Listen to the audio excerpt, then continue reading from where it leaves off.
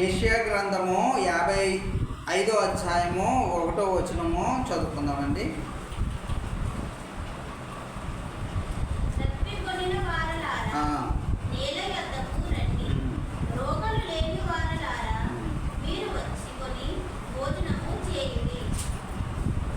చాలా వాక్యం ఇచ్చిన దేవా స్తోత్రములు, వాక్యమును దీవించమని అడుగుతున్నాం తండ్రి. ఆమేన్.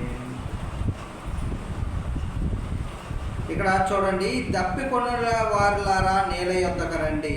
ఈ రోజున నేను ఒక ప్రశ్న వేస్తూ ఉన్నాను. దప్పిక మనకి వేయకుండా ఎవరికైనా ఉంటుందండి? మానవులు ఎవరికైనా సరే, పశువుల దగ్గర నుంచి తప్పనిసరిగా మనకి దాహము అనేది వేస్తుంది. కానీ ఇక్కడ నేల యొద్దకి రండి అంటూ ఉన్నాడు.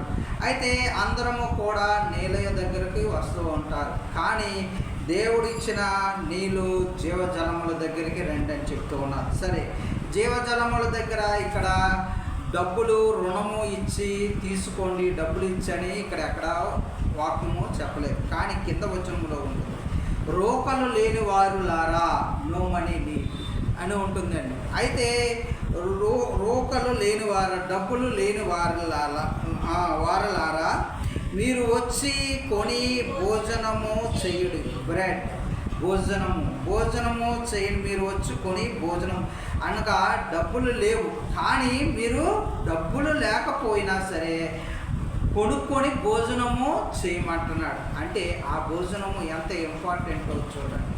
మన దగ్గర డబ్బులు లేవు, కానీ డబ్బులు ఇచ్చి కొనుక్కొని భోజనము చేయమంటున్నాడు.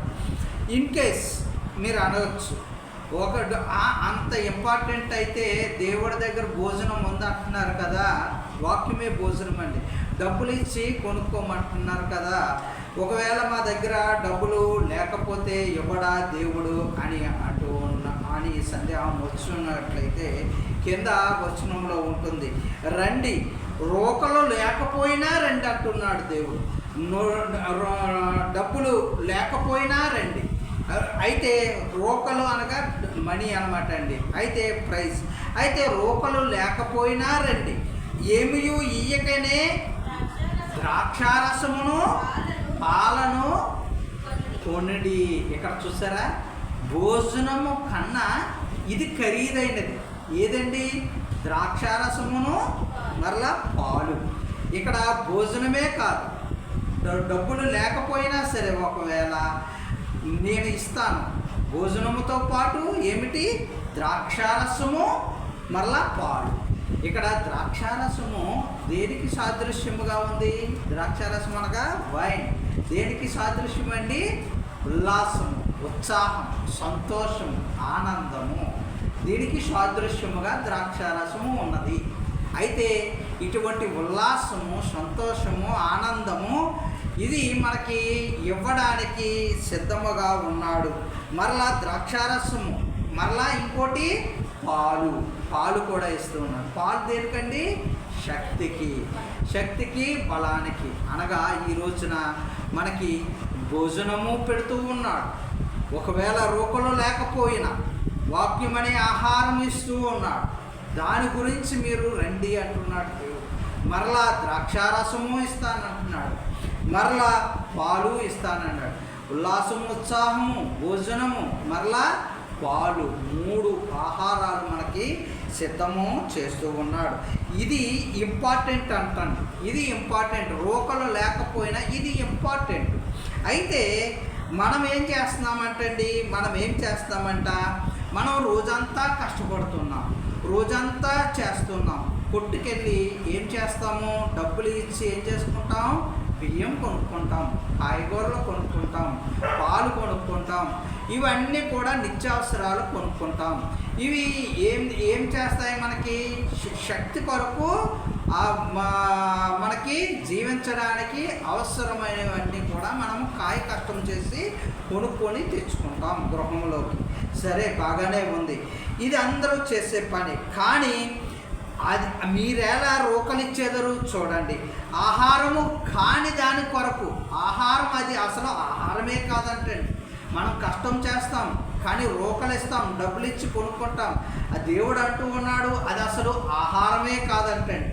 ఆ రోకలిచ్చి కొనుక్కునేది మీరు అనవసరంగా అది రోకలిచ్చి ఎలా కొనుక్కుంటున్నారు అని అంటూ ఉన్నాడు. ఆహారం దాని కొరకు మీరు ఎందుకు రోకలిచ్చేదరు అని ప్రశ్నేస్తూ ఉన్నాడు. అనగా చూడండి, ఆ సంతృష్టి కలగ చేయండి దాని కొరకు మీ కష్టార్జితము ఎందుకు వ్యయపరచెదరు. అది సంతృష్టి, సంతృప్తి. అయితే మీరు అనొచ్చు ఇంకా ఏమండి దానివల్ల ఆహారం తినేటప్పుడు చక్కగా సంతృష్టి కలుగుతుంది, బలము ఉంటుంది అని మీరు సంతోషం కలుగుతుంది అనవచ్చు. కానీ అది తాత్కాలికమే. అది ఆ కొంతసేపు చక్కగా మనకి సంతోషం ఇస్తుంది. కానీ ఈ రోజున మనము అసలైన ఆహారము కోసము రమ్మంటూ ఉన్నాడు. ఎందుకనగా నా మాట జాగ్రత్తగా ఆలకించి మంచి పదార్థము భుజించుడి, మంచి పదార్థము వాక్యాన్ని భుజించమంటూ ఉన్నాడు. మీ ప్రాణము సారమైన దాని యందు సుఖింప నియ్యుడి. ఇది అసలైన మాట. అయితే ఇక్కడ చూడండి, లూకా సువార్త 17వ అధ్యాయంలోని ఉంటుందండి. లూకా 8:55లో ఉంటుందండి. ఏ చిన్న కుమార్తె చనిపోతుంది. అయితే చిన్న కుమార్తె చనిపోయినప్పుడు వారందరూ కూడా బాగు చెయ్యి అని అంటూ ఉంటారు ప్రభువుని. బాగు చెయ్యి అని ప్రభువుని అంటూ ఉన్నప్పుడు ఆయన వచ్చి చిన్నది నిద్రపోతుంది అని చెప్పినప్పుడు వారందరూ కూడా పరిహాసిస్తారనమాట, వేలాకోలం చేస్తూ ఉంటారనమాట అండి. ఆయన చనిపోయిందని కొనకుండా నిద్రపోతుంది అంటున్నారు ఏంటి అని ఆయన గురించి అవహేళనగా అనుకుంటూ ఉంటారు. అప్పుడు ఆమె చెయ్యి పట్టుకొని చిన్నదానా లెమ్మని చెప్పగా ఆమె ప్రాణము తిరిగి వచ్చింది గనుక వెంటనే ఆమె లేచింది. దేవుని స్తోత్రం. అయితే వెంటనే అప్పుడు ఆయన ఆమెకు భోజనము పెట్టాడని ఆజ్ఞాపించెను. చూసారా, ఎప్పుడు భోజనము పెట్టమన్నాడు? ఆమె లేచినాక భోజనము పెట్టమన్నాడు. ఆమెకు తిరిగి ప్రాణము వచ్చినాక భోజనము పెట్టమన్నాడు. అంతేగాని ముందుగా భోజనము పెట్టి ఆమెను స్వస్థపరచలేదు. ఇక్కడ ఆయన వాక్యము మాట ద్వారా ఆమెకు తిరిగి ప్రాణము వచ్చి అలాగే స్వస్థపడినాక మాత్రమే భోజనము పెట్టమన్నాడు. ముందుగా ఏ ఆహారము కావాల్సి వచ్చింది ఆమెకు? ఇక్కడ చూడండి, శరీర ఆహారము ముందుగా ఏది కూడా నిష్ప్రయోజనము.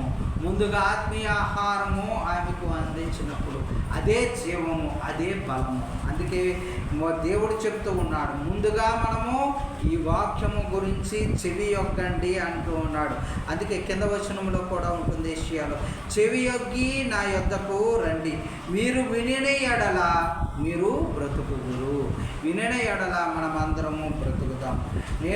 నేను మీతో నిత్య నిబంధన చేసేదను, దావీదుకు చూపిన శాశ్వత కృపను మీకు చూపుదును అని చెప్తూ ఉన్నాడు. అయితే దావీదుకి ఏ విధముగా చూపాడో కృప, ఎలా శత్రువుల నుంచి కాపాడుతూ వచ్చాడు దావీదుని గుర్తు చేస్తూ ఉన్నాడు. ఆయనకు తప్పు చేసిన ఎలా అయితే క్షమాపణ కలిగి మరలా ఆయన పరిశుద్ధముగా మరలా జీవనం సాగించినట్లుగా చూస్తూ ఉన్నాం.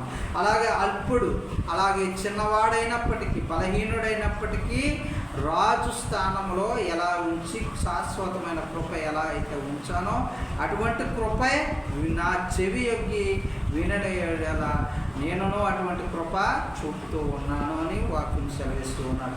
అటువంటి కృప మనకును, మన జీవితాలు, మన కుటుంబాలకు, మన సంఘములకు దయచేయను కాక. ఆమేన్.